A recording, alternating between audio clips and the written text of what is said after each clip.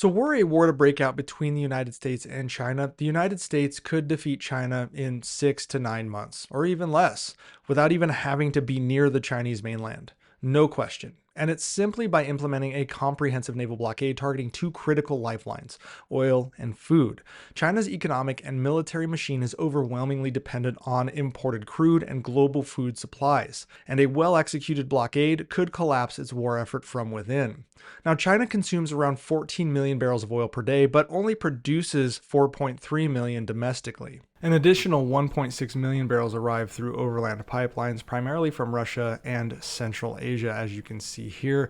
The major ones being obviously the ESPO, which is this one right here, that moves into China's coastal cities. And this one accounts for a majority of the capacity being delivered to China from Russia. But also there is the one coming from Central Asia into China as well, the Atusa-Alashanka pipeline, as you can see in green here. But that still leaves roughly 8 million barrels per day, which is over half of China's total consumption. And that is dependent on vulnerable maritime shipping, particularly from the Middle East and Africa, coming through the Arabian Sea, as you can see here, as well as some oil moving across the Pacific Ocean from South America, as well as Canada does provide oil in some capacity as well to China, and actually so does the United States. Nonetheless, the US Navy with its global reach could close off choke points such as the Malacca Strait, as we see right here, with easy blockade efforts, as well as if you move south, the Lombok Straits right in here, and a narrow blockade right outside of Jakarta right here. So really only 3 areas need to be focused on by the US Navy, and they are easily capable of doing that. It would essentially choke off any access to the Indian Ocean by the Chinese, which would sever all of the vital oil arteries. China has built a strategic oil reserve estimated at about 1 billion barrels, enough for around 70 days at normal consumption.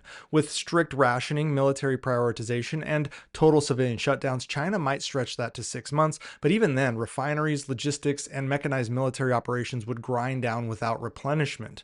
And that again is standard consumption. Wartime consumption tends to be higher. And do you remember those pipelines I talked about? Well, the major mover of energy into China from Russia sits really close to their coastline. I mean, we have South Korea and Japan sitting right here who would generally be unfriendly, but also the United States could just launch ballistic missiles from the US mainland and precision strike this pipeline, and it would not even be hard taking that offline for China as well. Food presents an equally lethal vulnerability for China. Now, while China can produce a large portion of its staple calories, it is deeply dependent on imports for balanced nutrition, especially soybeans, grains, and feedstock for meat and dairy.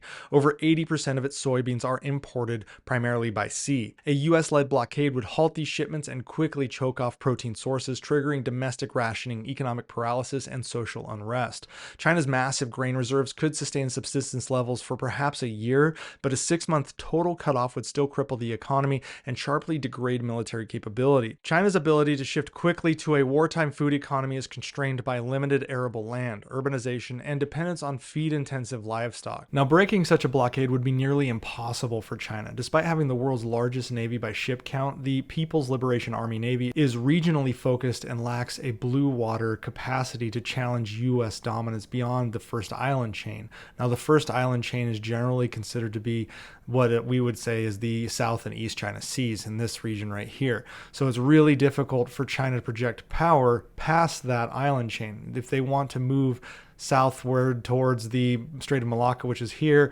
or the Lombok Strait, which is down in here, they would have to have a capable blue water navy. And unfortunately for China, they only have 3 aircraft carriers. None are nuclear powered, which limits their ability due to logistics constraints, and they need to be refueled with the very fossil fuels that would be blockaded. Its only overseas base that could impact anything with regard to the blockade out of the Persian Gulf is in Djibouti, right in here. But the United States is massively dominant in the broader Persian Gulf region, whether it's in the Red Sea, the Gulf of Aden, Gulf of Oman, doesn't matter. Everything within the Arabian Sea is generally within the United States' purview of control if they wanted it to be.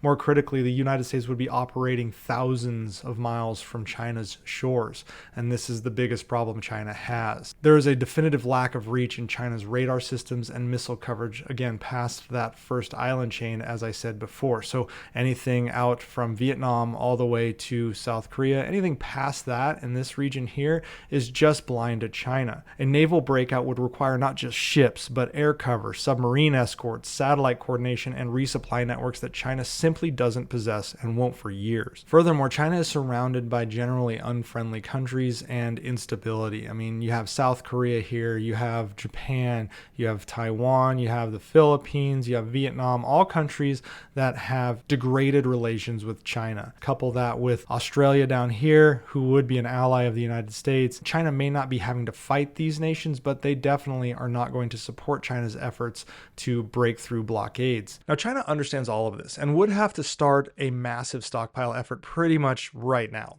which would be noticed by the rest of the world, and we would see what they were trying to do. But the fact of the matter is, their stockpile efforts as of right now are minimal. They haven't even really started on a wartime path. So in short, a US-led oil and food blockade would force China into a rapidly deteriorating wartime economy. Within months, military fuel would be depleted, livestock would die from lack of feed, and urban populations would face hunger and unrest. China's inability to project power or secure alternative supply routes would ensure that it crumbles not on the battlefield, but from internal exhaustion, making this the most efficient way to end a war before it even begins. But you have to understand, given the geographic realities for China and the power projection capability of the United States versus China's, the United States can do all of this to China, but China cannot reciprocate. The US populace would not go hungry, and they would continue to have access to energy needs.